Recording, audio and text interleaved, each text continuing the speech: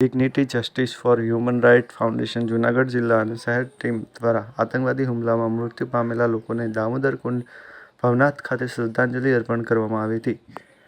જમ્મુ કાશ્મીરના પહલગામમાં થયેલા આતંકવાદી હુમલામાં ઘણા લોકોના મૃત્યુ થયા છે.